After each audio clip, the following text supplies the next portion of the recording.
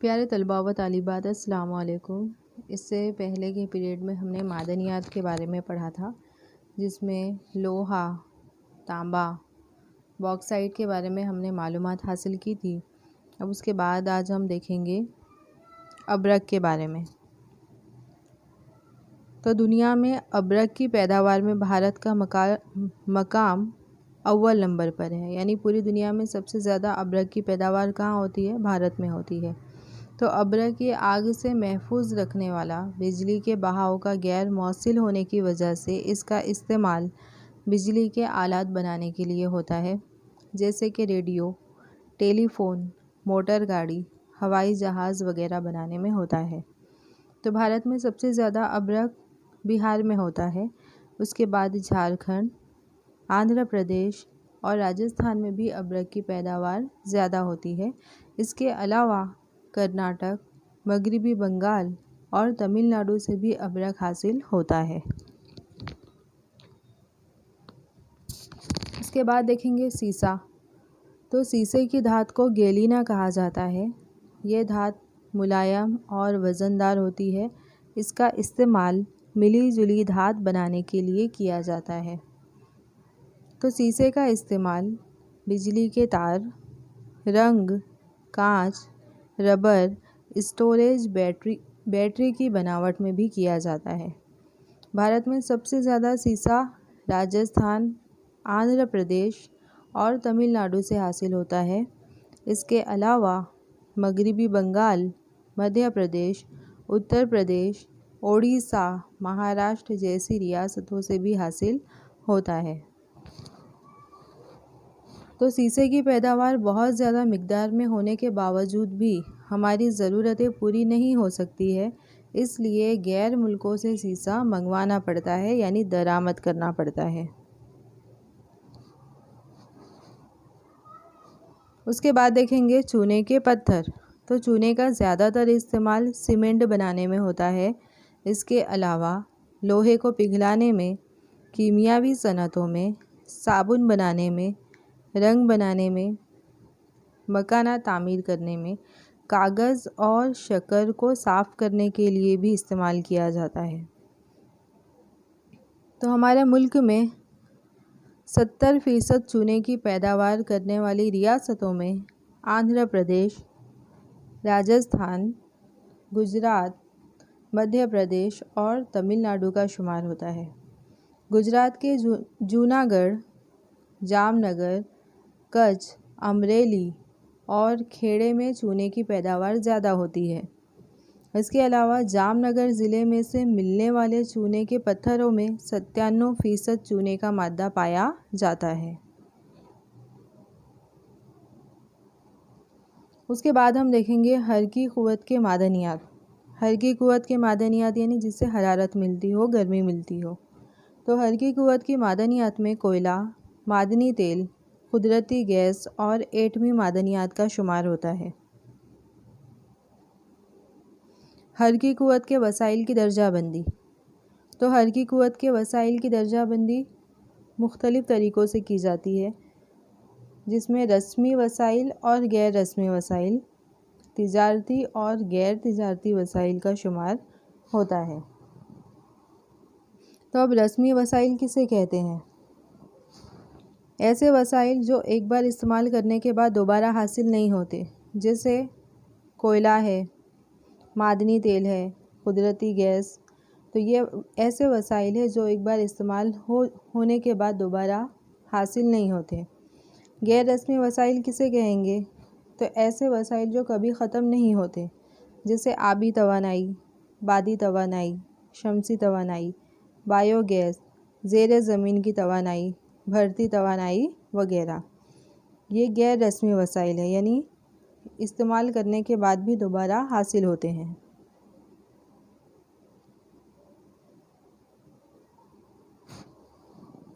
तो हल्की तवानाई के वसाइल में सबसे पहले हम देखेंगे कोयले के बारे में। तो क़दीम ज़माने से ही इंसान कोयले का इस्तेमाल तवानाई के तौर पर करता चला आ रहा है।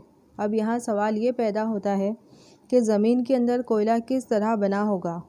तो क़दीम ज़माने में ज़मीन पर बहुत सारी मादनियात थी, बहुत सारी नबातात थी, उसका राज था।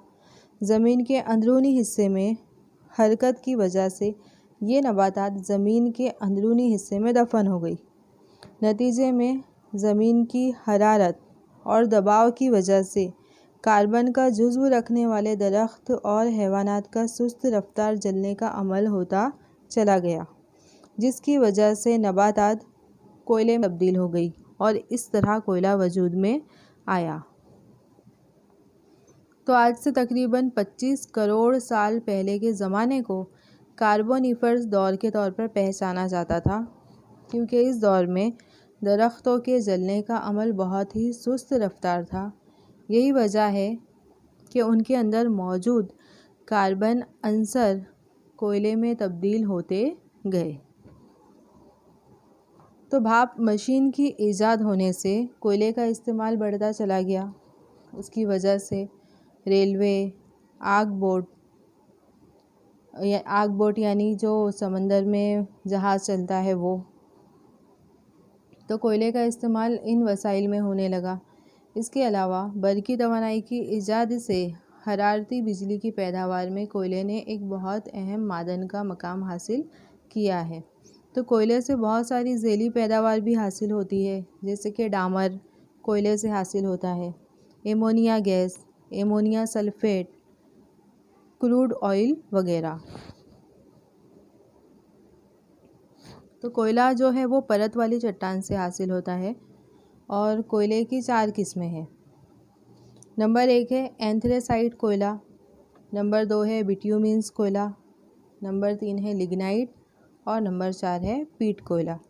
तो इस तरह भारत में कोयले की 4 किस्में हैं। अब भारत में कोयला कहाँ पाया जाता है? तो भारत में सबसे ज़्यादा कोयला झारखंड, ओडिशा, मगरबी बंगाल, छत्तीसगढ़, मध्य प्रदेश और जम्मू कश्मीर में ज़्यादा होता है। इसके अलावा राजस्थान, तमिलनाडु, गुजरात में भी कोयले की पैदावार होती है। गुजरात में कोयले की पैदावार कच्छ, भरूच, मेहसाना, भावनगर और सूरत के इलाके से कोयला हासिल होता है और यहाँ से लिग्नाइट का कोयला हासिल होता है। उसके बाद देखेंगे मादनी तेल यानी पेट्रोलियम। तो मादनी तेल जो है वो रेतीली चट्टान, चूने की चट्टान और परत वाली चट्टानों से हासिल होता है। तो कदीम ज़माने में जिस तरह ज़मीन में से कोयला वजूद में आया, उसी तरह ज़मीन के हैवानात, नबातात ज़मीन में दफन हो गए और वो हाइड्रोकार्बन्स में तब्दील हो गए और इस तरह माई की शक्ल में मादनी तेल वजूद में आया। तो भारत में 1866 में आसाम में मादनी तेल हासिल करने के लिए कुएं खोदे गए। इसके अलावा भारत के मादनी तेल के ज़खायर को 5 हिस्सों में तकसीम किया गया है, यानी कि भारत में 5 जगह से मादनी तेल हासिल होता है। नंबर 1 है शुमाल मशरिक तेल के इलाके, गुजरात के तेल के इलाके, बॉम्बे हाई तेल के इलाके, मशरिक किनारे के तेल के इलाके और राजस्थान के तेल के इलाके। ये 5 जगह से मादनी तेल यानी पेट्रोल हासिल होता है। तो गुजरात में देखेंगे मादनी तेल के ज़खायर। आज़ादी के बाद यानी 1958 में गुजरात के लूनेज इलाके में सबसे पहले मादनी तेल का कुआं हासिल हुआ। उसके बाद अंकलेश्वर, मेहसाना, कलोल, नवागाम, कोसंबा, अहमदाबाद, वडोदरा, भरूच और भावनगर से भी मादनी तेल हासिल हुआ है। उसके बाद देखेंगे मादनी तेल की सफाई यानी उसकी रिफ़ाइनरी कहाँ होती है। तो भारत की रिफ़ाइनरीज़ में गुवाहाटी, बरूनी, कोयली, कोचीन, चेन्नई, मथुरा, कोलकाता और हल्दिया का शुमार होता है और दुनिया का सबसे बड़ा मादनी तेल की सफाई का मरकज़ गुजरात के जामनगर में वाक़ है। ये सवाल 1 मार्क्स के लिए आता है कि मादनी तेल की सफाई का सबसे बड़ा मरकज़ कहाँ है, तो गुजरात के जामनगर में है। अब इसके आगे के जो टॉपिक है वो हम अगले पीरियड में पढ़ेंगे।